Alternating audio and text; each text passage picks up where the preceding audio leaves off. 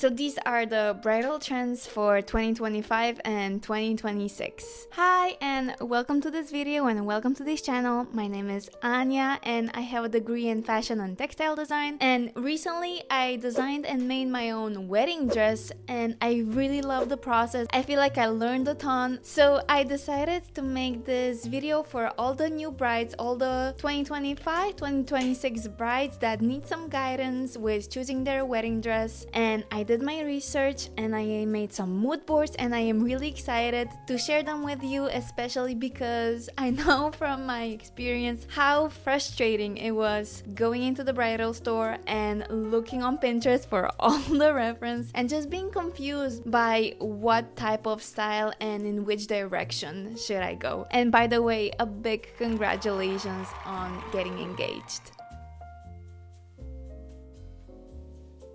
Let's jump right into it, and let me tell you very fast how I quickly structured this video so that it's easier for you to follow. So first we're gonna cover the silhouettes, which is like the first basic group, that is like the biggest one. You start with a silhouette, then we're gonna go through the materials, then we're gonna continue with the details, and we're gonna finish with the party dress or the after party dress that got really popular in this past couple of years. So I'm really excited to share all of these trends with you, and hopefully they will help you and guide you through your decision. So let's start with the silhouette. The first silhouette that we have right here is this very ball gowny princessy silhouette. What is typical for the silhouette? I would say traditional and something that we see in every princess movie. That's where the of course the name comes from. But what's interesting is that we had a top, a bodice that is very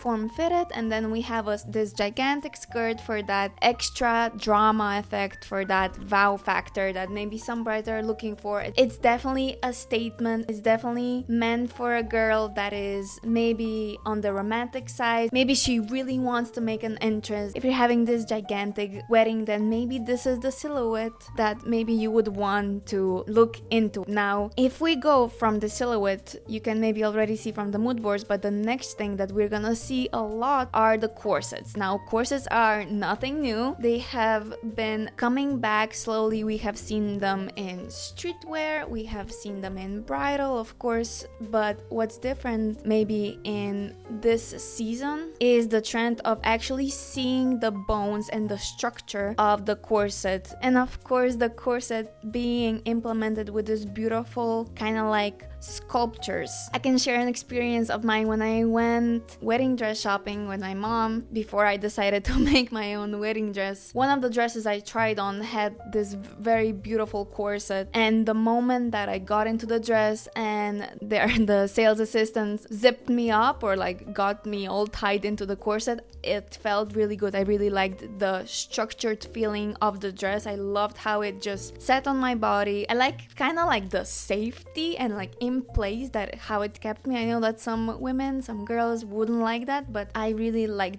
that structure in a dress, and I really felt like it gave a very beautiful look to the whole silhouette and to the dress. So if you're someone that really likes that look, I would definitely recommend you looking into the corsets. Now, related a bit to corsets, the next thing is that lower waist. We have seen it in the previous year in 2024, but it's still staying here, especially with a bit of a V or U shape in the front. Like we can see it right here, maybe even a bit squarish, and I think it's very interesting. It's a bit of a 90s when they had that lower waist also at the hip. It's a very interesting silhouette. It's a bit different maybe, and I think it requires a special type of person and a bit of a specific body type for this dress to fit you nicely. But this is definitely something that we will see a lot. Now, the next silhouette that we will be seeing a lot is this sleek silhouette. It is for a very minimalistic bride, for someone who doesn't like a lot of drama. It's actually the opposite of what we have seen in the previous silhouette, right? bride. It's very loose, it's very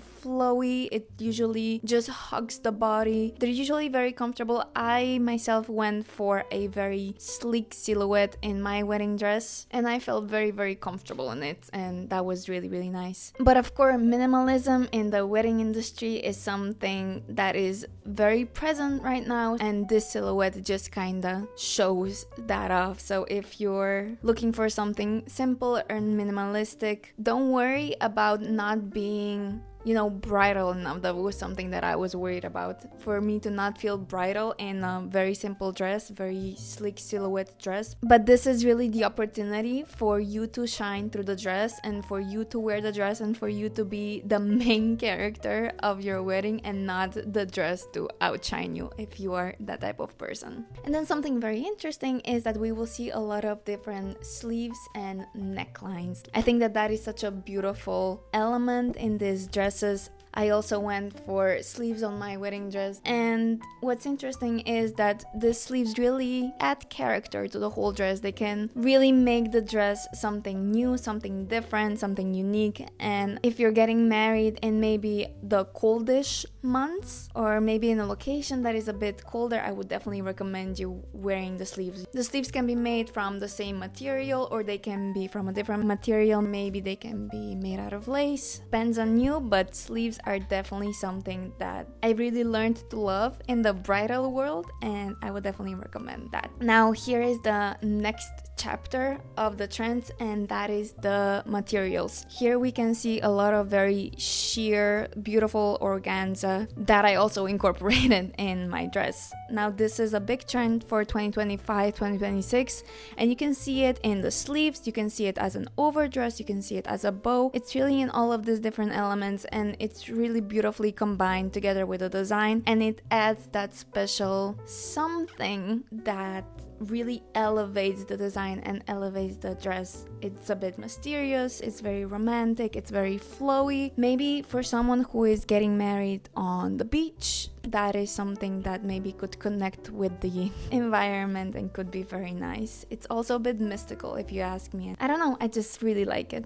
It's one of my favorite things. Then of course, with this see-through materials, we also have lace, and when you think bridal, you think lace. They cannot be separated, but this year we're gonna see a lot of more traditional lace. That doesn't mean curtain grandma lace, just something a bit more traditional and structured, and I think that can be very beautiful. I personally am not a big fan of this lace because I feel like it can be very heavy and it can really take over the whole design. But if you're someone who is very traditional, lacy vibe, then go for it. Just be careful with what type of lace you pick, because you might miss the trend direction and what's in right now. And the last material that is really we have seen popping up is this beautiful shiny satin. Now this material really adds that shininess and that bridalness. It's very airy, it's very flowy, it's very, I would say, slippery maybe, but it makes the draping in these types of dresses really beautifully. And in the relation with the sun, it really can reflect beautifully together with, of course, the light. So I think this is a very, very beautiful. Of course, it's a very standard material. We will be seeing a lot of satin in the next season. Now we can move to the details, and the first little bit is this 3D embellishments. Now this can be embroidery or sequins or